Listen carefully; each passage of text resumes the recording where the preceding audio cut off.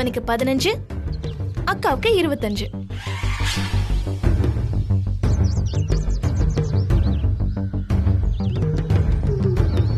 இது நியாயமே இல்லடி. அந்த வளையல் எப்படியும் 3 சவரன் இருக்கும்.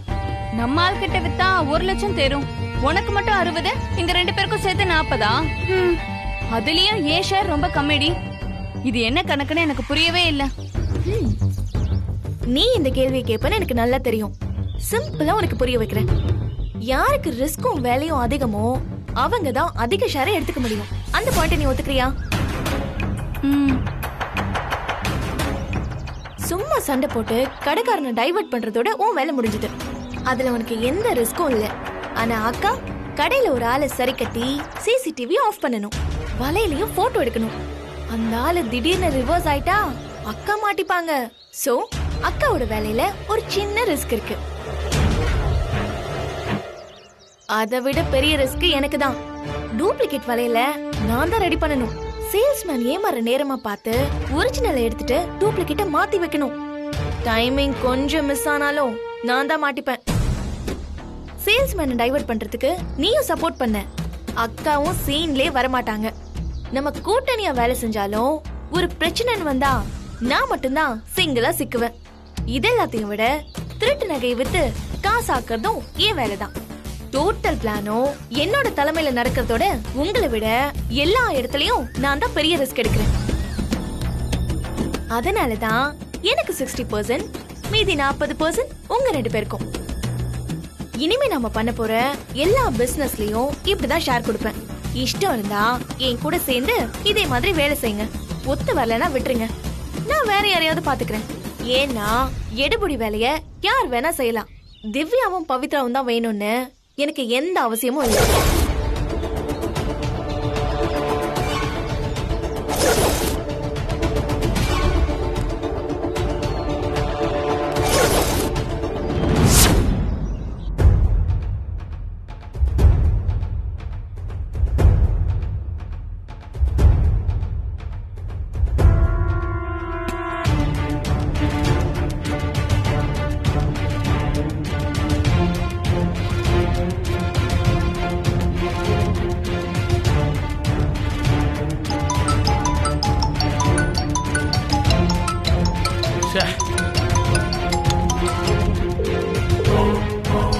மினிஸ்டர் தான் கால் பண்றாரு. அட்டன் பண்ணா அசிங்கமா திட்டுவாரு. பேசலனாலும் நல்லா இருக்காது. இப்ப என்ன பண்றது?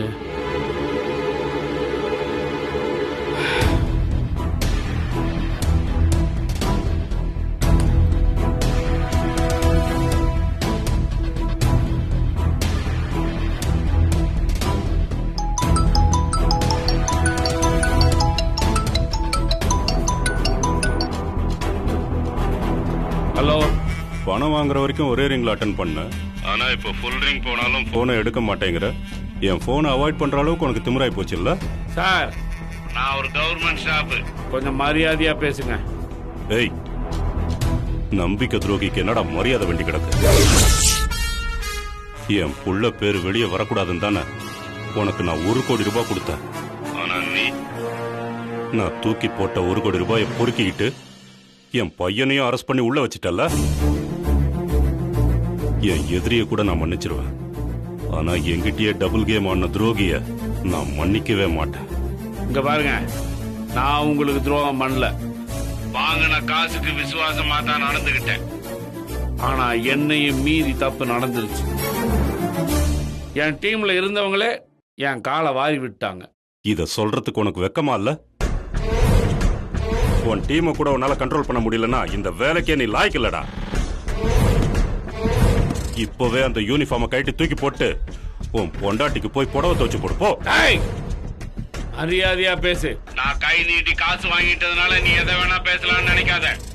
இப்ப என்னப்பா, நீ பணம் கொடுத்து உன் வேலை நடக்கலங்கிறதான உன் பிரச்சனை. அதுக்காக வேணா நான் உங்ககிட்ட மன்னிப்பு கேட்டுக்கிறேன். உன் பணத்தை கொண்டாந்து உன் மூஞ்சிலேயே விட்டு எறிகிறேன். யாருக்கு வேணும்? யாருக்கு வேணும் பணம்? அந்த கோடியில எனக்கு பிச்சை காசு. சொடுக்கு போடுற நேரத்துல என்னால அதை சம்பாதிக்க முடியும்.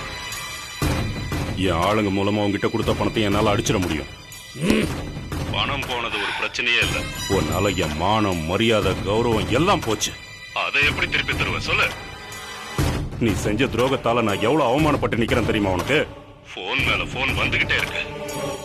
உன் புள்ளைய அரெஸ்ட் பண்ணி உள்ள தள்ளிட்டாங்களாமேன்னு எல்லாரும் என்ன துக்கம் விசாரிக்கிற மாதிரி விசாரிச்சுக்கிட்டே இருக்காங்க. என் வீட்டு முன்னாடி மொத்த மீடியாக்காரங்களும் ஒண்ணு கூடிட்டாங்க. என்னால வெளியே தலை கூட காட்ட முடியல. இதெல்லாம் நடக்க கூடாதுன்னு தான் நான் உங்ககிட்ட டீல் பேசணும்.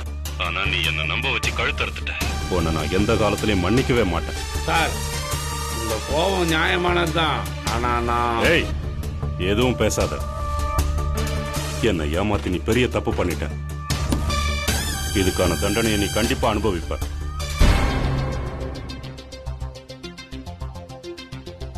ச்சே, எல்லாம் இந்த மயிலால வந்த வேண. அவ பண்ண இந்த வேலையால அமைச்சரையே பகச்சிக்கிற மாதிரி ஆகி போயிடுச்சு. அவரு என்ன தண்டிக்கிறதுக்கு முன்னாடி மயில நான் தண்டிச்சே ஆகணும். ஹலோ சார், நான் காமராஜர் நகர்லேருந்து பேசுகிறேன் சார். இங்க லட்சுமி ரெஸ்டாரண்ட்னு நான் ஒரு ஹோட்டல் வச்சு நடத்துறேன் சார். சரோஜாங்கிற ரவுடி சாப்பிட்டுட்டு பணம் கொடுக்காம தகராறு பண்றா சார். ரவுடிங்கெல்லாம் என்னைக்கா சாப்பிட்டு பணம் கொடுத்துருக்காங்க? அவன் என்ன 1000 10,000 சாப்பிட்டுக்க போறா? போனா போதுன்னு விட்டு போயா? இது ஒரு கம்ப்ளைண்ட் போன் பண்ணிக்கிட்டு வையா போன. சார், அவ பணம் கொடுக்கலனாலும் பரவாயில்ல சார். அவ இங்கேயே உட்காந்துக்கிட்டு கட்ட பஞ்சாயத்து பண்ணிட்டு இருக்கா சார். போக சொன்னாலும் போக மாட்டேன்றா. அவளால மத்த கஸ்டமர்ஸும் சாப்பிட வரமாட்டேங்கிறாங்க சார். யாரையாவது அனுப்பி கொஞ்சம் அவளை இங்கிருந்து கிளம்ப சொல்லுங்க சார். தயவு செஞ்சு இந்த ஒரு உதவி மட்டும் பண்ணுங்க சார். யோ, நீ புலம்பாத. நான் ஒரு லேடி கான்செப்ட்ல அனுப்பிச்சு வைக்கிறேன்.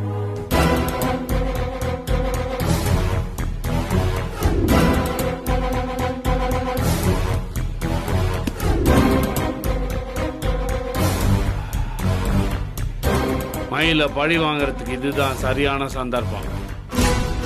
அமைச்சர்கிட்ட அவ என்ன மாட்டி விட்ட மாதிரி நான் அவளை இந்த சரோஜா கிட்ட மாட்டி விடணும். அவ குடுக்கிற டார்ச்சர்ல மயில் இந்த வேலையே வேணான்னு தெரிச்சு ஓடணும்.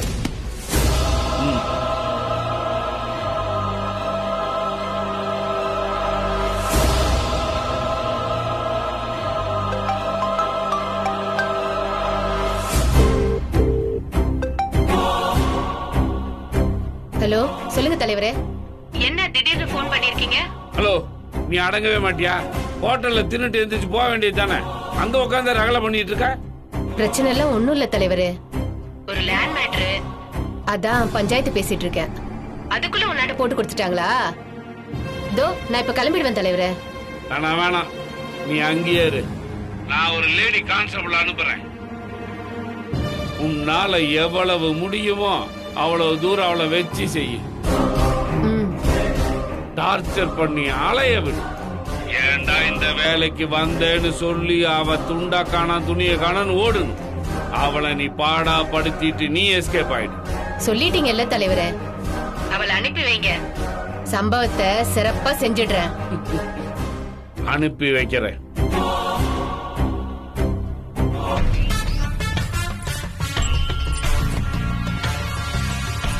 மயிலு, காமராஜ் நகர்ல இருக்க லட்சுமி ரெஸ்டாரண்ட்ல சரோஜான்னு ஒரு ரவுடி பெரிய தகராறு பண்ணிட்டு இருக்காளாம். அவளை போய் 4 தட்டி கூட்டு வா. Okay sir. செல்லப்புல, நீ எங்க போற? மயிலுக்கு துணையா நானும் போறேன் தலைவா. பாரு, கிரிமினல்ஸ பிடிக்கிறது தான் நம்ம வேலை. லேடி கான்ஸ்டபிளுக்கு பாதுகாப்பு போறதெல்லாம் நம்ம வேலை இல்ல. மயிலு தனியா போய் அந்த வேலையை செய்யிட்டு நீ உன் வேலையை பாரு. வேற ஏதாவது பிரச்சனை பரவாயில்ல தலைவர. மயில் பிடிக்க போறது சரோஜாவில.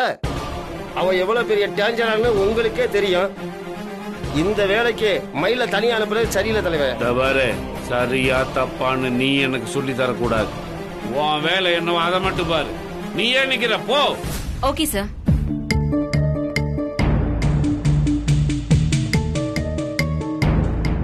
ஆண்டவர் சொல்றதுல 1000 அர்த்தம் இருக்கும்.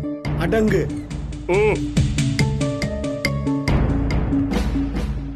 மயில பழி வாங்க தலைவருக்கு வேற வழியே இல்லையா? அந்த ரெவுடி பொம்பளை கிட்ட போய மயில மாட்டி விடுறாரு தலைவர். மயிலை எப்படி சமாளிக்கணும்னு தெரியலையே. பிள்ளையாருப்பா, நீ தான் இந்த மயிலுக்கு துணையா இருக்கணும்.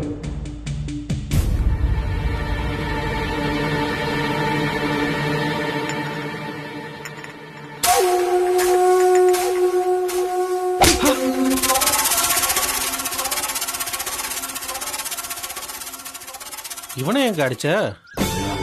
கப்ப கூட ஒழுங்கா வைக்க தெரியல இந்த பயலுக்கு. விட்டுருந்தா ஏன் மேலே ஊத்திருப்பான். விடுக்கா, பயத்துல இங்கேயே பாத்ரூம் போயிட போறா. போடா. ஏய், அவன் வரானா இல்லையாடா? அவன் வந்துடுறேன்டாக்கா சொன்னான். அவன் போனை போட்டு அப்படிதான் சொல்லிட்டு இருப்பான். நீ போய் அவனை அலாக்க தூக்கிட்டு வா. சரிக்கா.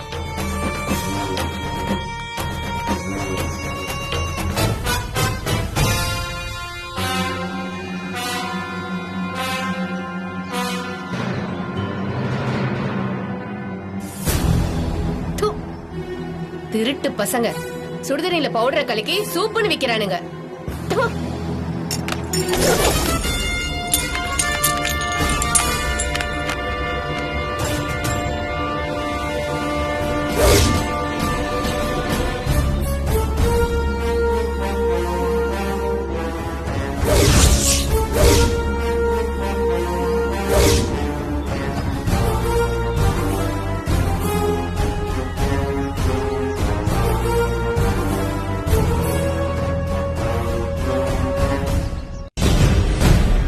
வா போலீஸே, உட்காரு. ஏய், ஒழுங்கா ஹோட்டலுக்கு வந்தோமா சாப்பிட்டோமா போனோமான்னு இருக்கணும். அதை விட்டுட்டு என்ன இங்க கலாட்டா பண்ணிட்டு இருக்க? கலாட்டாலாம் ஒண்ணும் இல்ல போலீஸே, 2-3 பஞ்சாயத்து இங்கேயே பேசி முடிச்சிட்டு போலான்னு வந்திருக்கேன். அது சரி, நீ என்ன நம்ம ஸ்டேஷனுக்கு புதுசா? உன்னை நான் இது வரைக்கும் பார்த்ததே இல்லையே. சரி சரி, டென்ஷன் ஆகாத. மொத வாட்டி மீட் பண்றோம். என்ன சாப்பிடுற? ஏய், நான் ஒண்ணு உன்கிட்ட உட்கார்ந்து விருந்து சாப்பிடுறதுக்கு வரல. சார் உன்னை ஸ்டேஷனுக்கு இழுத்துட்டு வர சொன்னாரு. சாரா? ஏய், ஒழுங்கு மரியாதையா நீயா வந்துட்டா நல்லது. இல்லனா உன்னை அடிச்சு இழுத்துட்டு போற மாதிரி ஆயிடும். புல்ல பூச்சி பூச்சாண்டி காமிக்குது. இங்க பார், நான் உன் முன்னாடி தான் நிக்கிறேன். முடிஞ்சா என்ன பிடிச்சுக்கோ. ஏய், நில்லடி. ஏய், நில்லு. ஏய் ஏய், ஒழுங்கு மரியாதையா நில்லுங்கற. ஏய், நில்லுடி. வா வா வா வா. ஏய், சும்மா எங்க முன்னாடி சீன் போடாதம்மா. போலீஸ்க்கும் இந்த மாதிரி ரவுடிக்கும் கனெக்ஷன் இருக்குது எங்களுக்கு தெரியாதுன்னு நினைச்சியா? மாசம் மாசம் மாமூல் வாங்கிட்டு நீங்க இவங்களை கண்டுக்கிறதே இல்ல. உங்க சப்போர்ட் இருக்கிறதுனால தான் இவங்கள மாதிரி ஆளுங்கெல்லாம் ஆடுறாங்க. சரியா சொன்னையா. போலீஸ் உங்களுக்கு ஃப்ரெண்டா இருக்கோ இல்லையோ, எங்களுக்கு ரொம்ப தோஸ்தா இருக்கு. இல்லனா நிம்மதியா இந்த ஊர்ல தொழில் பண்ண முடியுமா? ஏய், நில்லுடி.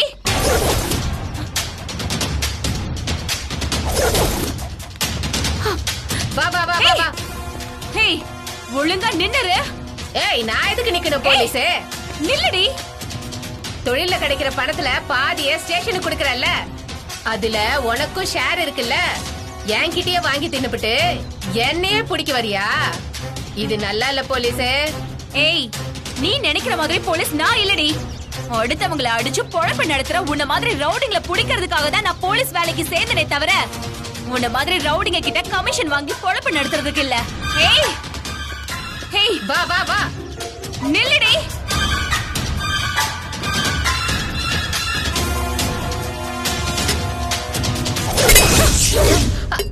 வாடி வாடி. ஏய், வேணா போலீஸ், என்ன விட்டுரு. வாடி. என் மேல கைய வச்ச நடக்கிறதே வேற. என்ன நடக்குது நானும் பாக்குறேன்டி. வாடி. எல்லா தொழிலையும் நல்லவங்க கெட்டவங்க இருக்கிற மாதிரி தான் போலீஸ் டிபார்ட்மெண்ட்லயும் இருக்கிறாங்க. ஒருத்தர் 2 பேர் தப்பா இருக்கிறத வச்சு எல்லாரையும் தப்பா பேசாதீங்க. செய்யற வேலைக்கு விசுவாசமா இருக்கிறவங்க எங்க டிபார்ட்மெண்ட்லயும் இருக்கிறாங்க. இனிமேலாவது போலீஸ் மேல இருக்க நினைப்பா மாத்திக்கோங்க. வாடி. ஏய், விடு. பரமரே, சொல்லுங்க ஆண்டவரே. பரமரே, மயிலிட்டு இருந்த போன் வந்தா? இல்லைங்க ஆண்டவரே. சரோஜாவோட டார்ச்சர் தாங்காம 2-3 பிசி அனுப்புங்கன்னு கெஞ்சுவான்னு பார்த்தா ஒரு தகவலும் இல்லையே. அங்க என்ன நடக்குதுன்னு ஒண்ணுமே தெரியலையே. சரோஜனா ஆம்பளை ரவுடிகளே அலறுவானுங்களே ஆண்டவரே. அந்த மலையோர மோதுறதுக்கு இத்தினோண்டு கொசு அனுப்பிச்சு வச்சிருக்கீங்களே. சரோஜா ஆட்டத்தை புது அம்மனினால தாங்க முடியுமா? அவளை சமாளிக்க முடியாம புது அம்மனி இந்த வேலையே வேண்டான்னு வீட்டுக்கு ஓடி இருப்பான்னு நான் நினைக்கிறேன். அப்படி நடக்கணும் தான் அவளை அங்க அனுப்பிச்சு வச்சேன். என் பிளான் மட்டும் கரெக்டா நடந்துச்சுன்னா இன்னைக்கு நைட்டு பார்ட்டி உங்களுக்கு. சார்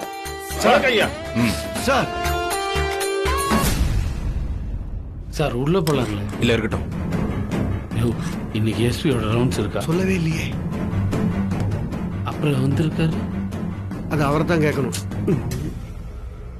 என்ன குருமூர்த்தி சார், இந்த ஆளு ஏன் இங்க திடீர்னு வந்திருக்கான்னு யோசிக்கிற போல இருக்கு. இல்ல சார், ஆக்சுவலா இன்னைக்கு ஸ்டேஷன் ரவுண்ட் அப் இல்லதான். ஆனா ஒரு முக்கியமான இன்ஃபர்மேஷன் கிடைச்சிருக்கு. நேர்ல அந்த விஷயத்தை பத்தி பேசிட்டு போலான்னு தான் வந்தேன். முரண்டு பிடிக்காம உள்ள வாடி. வாடி, விடு. ஒழுங்கா வந்துரு. வீணா உடம்ப புண்ணாக்கிக்காத. போ. ஏய் போடி. விடு சொல்றேன். போ போ. ஐயோ அம்மா. சார், இவ சரோஜா தானே மயில? ஆமா சார். இவ பயங்கரமான ஆளாச்சே. இவ கிரிமினல் ரெக்கார்ட்ஸ பார்த்தா மத்த ரவுடிங்களே அலறுவாங்க. பிடிக்க போன 2-3 போலீஸ கூட இவ வெட்டி இருக்கா. சரி, நீ எப்படி இவளை பிடிச்சிட்டு வந்த? எத்தனை பேர் டீமா போனீங்க? சார், மயில் துணையா நாங்க யாரும் போகல. இன்ஸ்பெக்டர் யாரையும் போக விடல.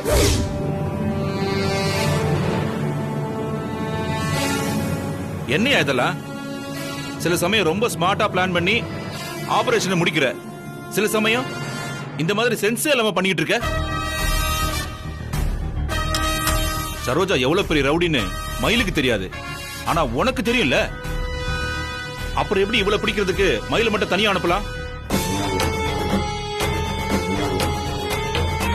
இவளை பிடிக்க போய் மயிலுக்கு ஏதாவது ஆயிருந்தா யார் அதுக்கு பொறுப்பேற்றுக்கிறது? என்கொயரி வந்தா யார் முன்னாடி பதில் சொல்றது? Excuse me sir. குறுக்க பேசுறதுக்கு சாரி சார். சரோஜாவை பிடிக்கிறதுக்கு இன்ஸ்பெக்டர் சார் வேணுனே தான் என்ன தனியா அனுப்புனாரு. அதுக்கு பின்னால ஒரு காரணம் இருக்கு சார். தனியா ஒரு ரவுடிய பிடிக்கிற சூழ்நிலை வரப்ப அவனை எப்படி சமாளிக்கணும், அவனை எப்படி மடக்கி பிடிக்கணும்னு இன்ஸ்பெக்டர் சார் எனக்கு நிறைய ட்ரைனிங் கொடுத்திருக்காரு சார். என்னால தனியா சமாளிக்க முடியும்ன்ற நம்பிக்கையில தான் இவள மாதிரி ரவுடிய பிடிக்கிறதுக்கு என்ன மட்டும் தனியா இன்ஸ்பெக்டர் சார் அனுப்பிச்சாரு. சாரோட நம்பிக்கையை நான் காப்பாத்திருக்கேன்னா சார் எனக்கு கொடுத்த ட்ரைனிங் தான் முக்கிய காரணம் sir. Very good Gurumurthy. Saroja மாதிரி ஒரு டெரரான ரவுடிய பிடிக்கிற அளவுக்கு நீ மயில ட்ரெயின் பண்ணிருக்கிறது பெரிய விஷயம்யா. I really appreciate your excellent work. Thank you sir. ஒவ்வொரு தடவையும் நீ ஏதாவது செஞ்சு என்ன சர்ப்ரைஸ் பண்ணிக்கிட்டே இருக்க. நீ சக்சஸ் பண்ண எல்லா ஆபரேஷன்லயும் மயில் உனக்கு பக்கபலமா இருந்திருக்கா. இப்படி ஒரு துடிப்பான ஆள் கூட இருக்கிறப்ப நாம என்ன வேணாலும் செய்ய முடியும் குருமூர்த்தி. நீங்க என்ன எவ்வளவு கஷ்டப்படுத்தினாலும் நான் நினைச்ச மாதிரி உங்களை மாத்தாம விட மாட்டேன்ப்பா. மேல மேல நீங்க தப்பு பண்றதை தடுத்து உங்களுக்கு நல்ல பேர் வாங்கி கொடுக்கறது மட்டும்தான் இனிமே என்னோட நோக்கம்பா. என்னையா, நான் மயில பத்தி இவ்வளவு அப்ரிஷியேட் பண்ணி பேசுறேன், நீ வாயை திறக்க மாட்டேங்கிற. எப்படி திறப்பாரு? ஆண்டவர் நினைச்சது ஒண்ணு, இப்ப நடந்தது ஒண்ணு. அவரே அதிர்ச்சியில தான் இருக்காரு. சார், நீங்களே சொன்னதுக்கு அப்புறம் நான் தனியா சொல்றதுக்கு என்ன சார் இருக்கு? இப்படி பொத்தாம் பொதுவா பேசாதயா. மயில் தான் என் டீமோட ஸ்ட்ரெங்க்த்னு ஓப்பனா பாராட்டு. அப்பதானே இவங்க இன்னும் உற்சாகமா வேலை செய்வாங்க. புரியுது சார். நான் இந்த நிலைமையில இருக்கிறதுக்கு காரணமே மயிலு தான் சார். இவ எனக்கு செஞ்சதை நான் என்னைக்குமே மறக்க மாட்டேன் சார். உங்க டீமுக்கு இன்னொரு அசைன்மெண்ட் இருக்கு. மயிலே, இவள லாக்அப்ல தள்ளிட்டு சீக்கிரம் வா. Yes sir.